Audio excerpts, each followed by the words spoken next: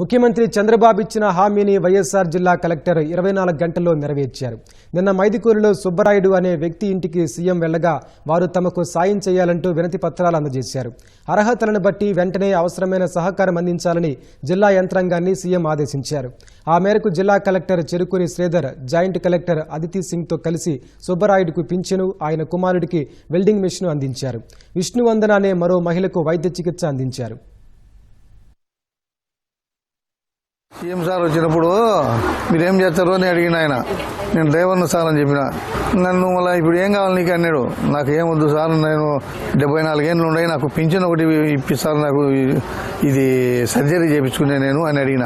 ఆయన కలెక్టర్కు చెప్పి రాసుకోమని కాగితం కూడా ఇచ్చిపోయిండు, రేపు పింఛన్ తీసుకొని. చేసుకుంటా సార్ అంటే మీకేం కావాలన్నారు. సామాన్లు ఇప్పింది సార్ అన్న 24 గంటల్లో నా సామాన్లు drilling machine, cutting machine, training machine, drilling machine నేను అడిగింది ఇవే. షార్ట్ ఇప్పించింది కూడా. సీఎం గారు నిన్న మా ఇంటికి వచ్చినప్పుడు నేను బీకామ్ కంప్యూటర్స్ చేసిన సార్, నాకు ఏదన్నా జాబ్ ఇప్పియండి అని అడిగాను.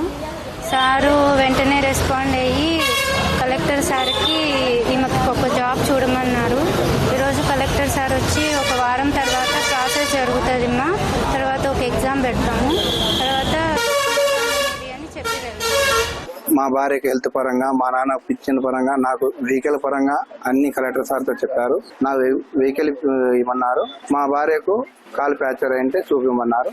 ఇవ్వద్దు, కడప నుంచి డాక్టర్లు కూడా వచ్చి మా భార్యకు అంతా పరామర్శించి చూపిస్తామని హామీ ఇచ్చారు.